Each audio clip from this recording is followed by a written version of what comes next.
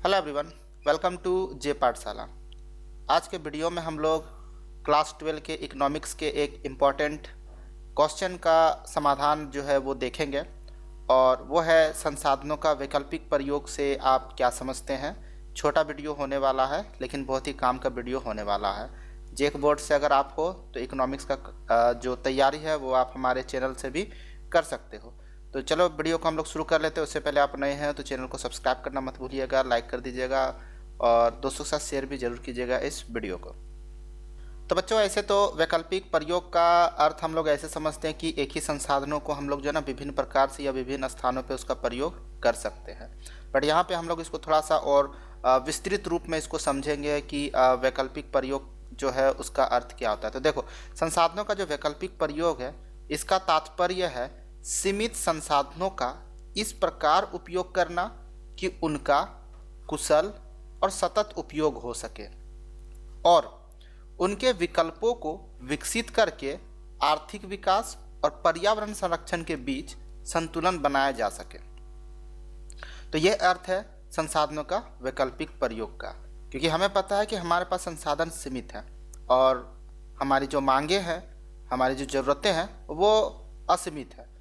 तो संसाधनों का वैकल्पिक प्रयोग का अर्थ यही होता है कि हम लोग इन सीमित संसाधनों को कुछ इस प्रकार से प्रयोग करते हैं कि इसका कुशल उपयोग हो, हमारे ज़्यादा से ज़्यादा ज़रूरतों का पूरा हो सके और इसका सतत उपयोग हो सके।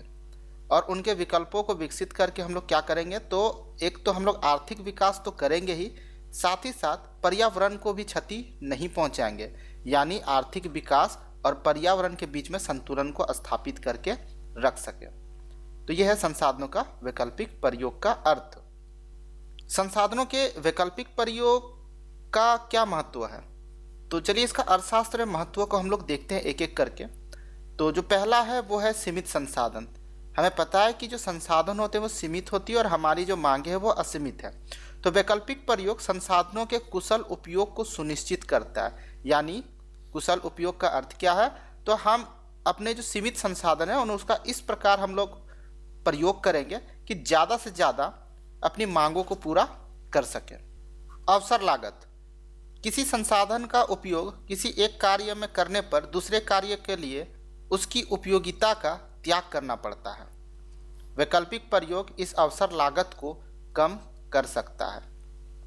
आपको पता होना चाहिए कि अवसर लागत क्या होता है, कि हमारे पास जो संसाधन, सीमित संसाधन जो है ना, उसका वैकल्पिक प्रयोग है, अर्थात एक से ज़्यादा जगह पे एक से ज़्यादा उद्देश्य की पूर्ति के लिए उसका हम लोग प्रयोग कर सकते हैं। समस्या क्या है कि जब हम उसी संसाधनों को एक के स्थान पे दूसरे के लिए उपयोग करते हैं, यानी एक को प्राप्त मतलब दूसरे किसी अवसर को प्राप्त करने की जब हम कोशिश करते हैं ना, तो हमें ठीक है सारी जो ये होती है सारी जो अपॉर्चुनिटी होती है, अवसर होती है, वो प्राप्त नहीं कर पाती है। यानी आप इसको ऐसे समझ लीजिए, कुछ पाने के लिए कुछ खोना पड़ता है। तो जब हम लोग एक ज़रूरत को पूरा करने के लिए संसाधनों का प्रयोग करते हैं तो दूसरे ज़रूरत में संसाधनों की कमी होने के कारण हमें उस अपॉर्चुनिटी को यानी उस अवसर को खोना पड़ता है।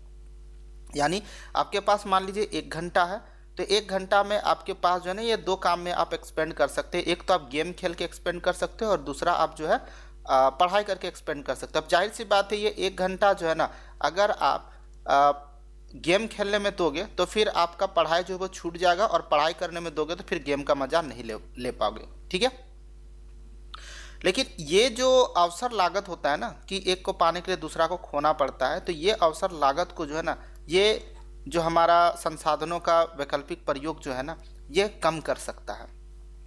उसके बाद भी अगर किसी प्रकार का अगर आपको डाउट होना तो आप व्हाट्सअप वगैरह कर सकते हो, मुझसे आप संपर्क कर सकते हो। ठीक है, व्हाट्सअप नंबर आपको जो मेरे चैनल पे मिल जाएगा या फिर इंस्टाग्राम का आईडी, वहाँ से भी आप जाकर के आप चैट कर सकते हो मुझसे।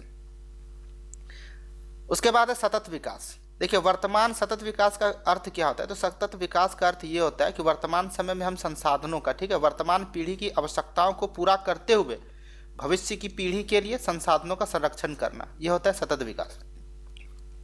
ऐसा नहीं कि आज जो हमारे पास संसाधन है, संसाधनों के विषय में तो आपने पढ़ा है, बहुत सारे संसाधन तो ऐसे हैं जो समाप्त हो जाने वाले संसाधन है, तो हम उसका दोहन ऐसा नहीं करें कि अभी वर्तमान पीढ़ी की ज़रूरत को तो पूरा हो जाए, लेकिन आने वाला जो पीढ़ी हो उसको ये संसाधन उपलब्धि ना हो, इस तरह नहीं करेंगे। ठीक है, तो सतत विकास का मतलब क्या होता है कि हम जो है ना वर्तमान पीढ़ी की आवश्यकताओं को तो पूरा करेंगे, लेकिन कुछ इस प्रकार पूरा करेंगे कि वो भविष्य के पीढ़ियों के लिए भी क्या रहे, संरक्षित रहे। अर्थव्यवस्था पर इसका क्या प्रभाव पड़ेगा, यानी अर्थव्यवस्था पर प्रभाव। तो वैकल्पिक प्रयोग का देखिए अर्थव्यवस्था के पे क्या प्रभाव पड़ता है। वैकल्पिक प्रयोग से उत्पादन लागत कम हो सकती है और आर्थिक विकास को प्रोत्साहन मिल सकता है।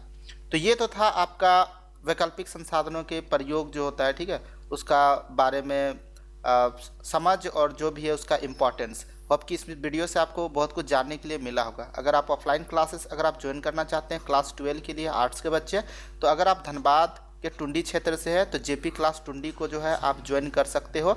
और हाँ, इस चैनल को जे पाठशाला को सब्सक्राइब करना मत भूलिएगा, वीडियो लाइक शेयर जरूर कीजिएगा। चलिए फिर से मिलते हैं एक नए वीडियो के साथ, तब तक के लिए जय हिंद जय भारत।